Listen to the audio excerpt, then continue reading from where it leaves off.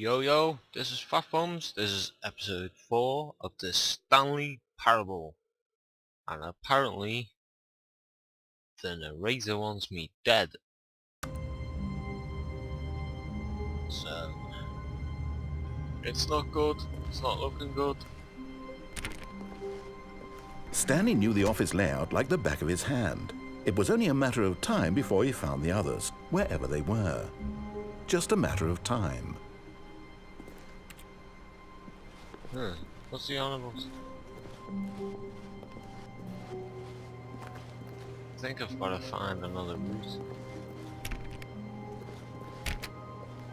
Go back. I missed some doors then.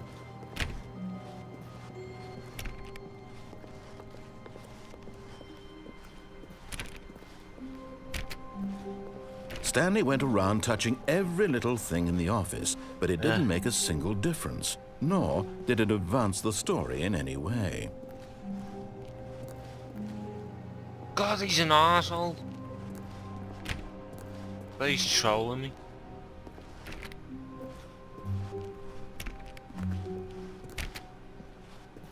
When Stanley came to a set of 2 open doors, he entered the door on his left.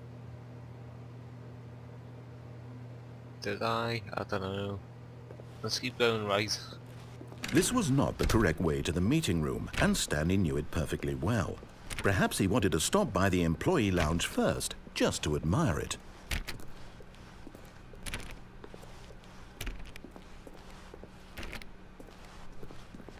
The lounge was sublime, a work of art. But eager to get back to business, Stanley took the first open door on his left.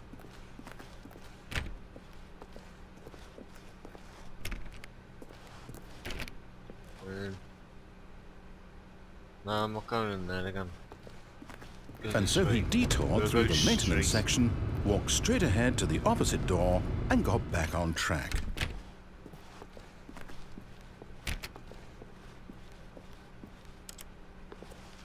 Nope, nothing.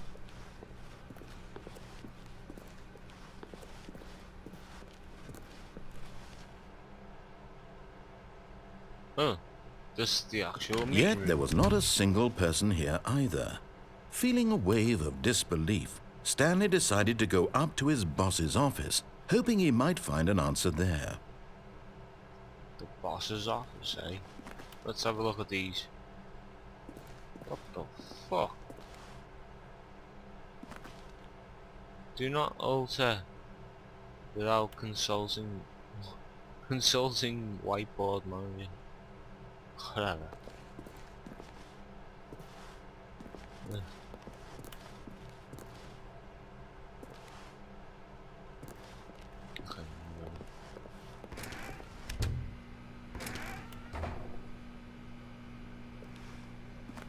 Stanley stepped into the broom closet, but there was nothing here, so he turned around and got back on track.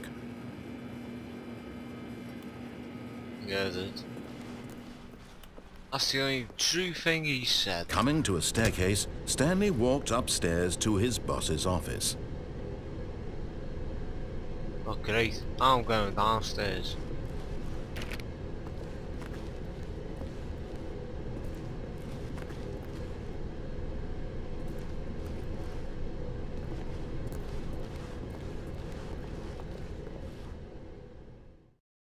But Stanley just couldn't do it. He considered the possibility of facing his boss. Admitting he had left his post during work hours, he might be fired for that. And in such a competitive economy, why had he taken that risk? All because he believed everyone had vanished? His boss would think he was crazy. And then something occurred to Stanley. Maybe, he thought to himself, maybe I am crazy. All of my co-workers blinking mysteriously out of existence in a single moment for no reason at all? None of it made any logical sense. And as Stanley pondered this, he began to make other strange observations. For example, why couldn't he see his feet when he looked down? Why did doors close automatically behind him wherever he went? And for that matter, these rooms were starting to look pretty familiar. Were they simply repeating? No, Stanley said to himself, this is all too strange. This can't be real. And at last, he came to the conclusion that had been on the tip of his tongue. He just hadn't found the words for it. "I'm dreaming!" he yelled. "This is all a dream." Oh, what a relief Stanley felt to have finally found an answer, an explanation. His co-workers weren't actually gone. Give us a He Coke. wasn't going to lose his job. He wasn't crazy after all. And he thought to himself, I suppose I'll wake up soon. I'll have to go back to my boring real-life job pushing buttons. I may as well enjoy this while I'm still lucid. So he imagined himself flying and began to gently float above the ground. Then he imagined himself soaring through space on a magical starfield, and it too appeared. It was so much fun, and Stanley marveled that he had still not woken up. How was he remaining so lucid? And then perhaps the strangest question of them all entered Stanley's head. One he was amazed he hadn't asked himself sooner. Why is there a voice in my head dictating everything that I'm doing and thinking? Now the voice was describing itself being considered by Stanley, who found it particularly strange. I'm dreaming about a voice describing me, thinking about how it's describing my thoughts, he thought. And while he thought it all very odd and wondered if this voice spoke to all people in their dreams, the truth was that, of course, this was not a dream. How could it be? Was Stanley simply deceiving himself, believing that if he's asleep, he doesn't have to take responsibility for himself? Stanley is as awake right now as he's ever been in his life. Now, hearing the voice speak these words was quite a shock to Stanley. After all, he knew for certain, beyond a doubt, that this was in fact a dream. Did the voice not see him float and make the magical stars just a moment ago? How else would the voice explain all that? This voice was a part of himself too. Surely, if he could just... He would prove it. He would prove that he was in control, that this was a dream. So he closed his eyes gently, and he invited himself to wake up. No, He the felt the restart. cool weight of the blanket on his skin, the press of the mattress on his back, the fresh air of a world outside this one. Let me wake up, he thought to himself. I'm through with this dream. I wish it to be over. Let me go back to my job. Let me continue pushing the buttons. Please, it's all I want. I want my apartment and my wife and my job. All I want is my life exactly the way it's always been. My life is normal. I am normal. Everything will be fine. I am okay. If your wife's a mannequin, I don't think your life is okay. Stanley began screaming. Oh, Please, shit. someone, wake me up. My name is Stanley. I have a boss. I have an office. I am real. Please, just someone tell me I am real. I must be real. I must be. Can anyone hear my voice? Who am I? Who am I? And everything went black. Ah, This is the story of a woman named Mariella.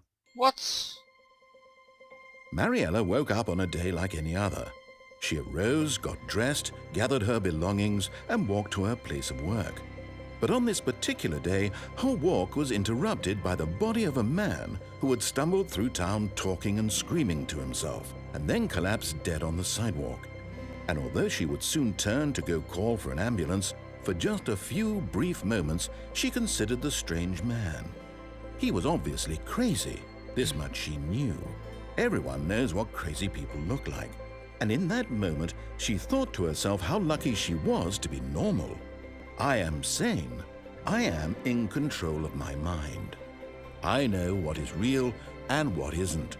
Think of It was dead. comforting to think this, and in a certain way, seeing this man made her feel better.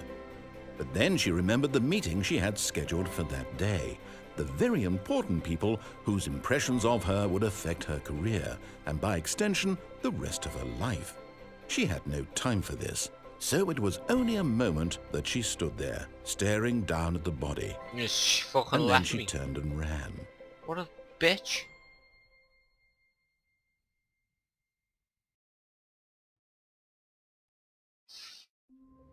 What the fuck? Okay, join us on episode... Hold on. What episode? Still confusing. Episode 5. Yeah, okay. Join us then.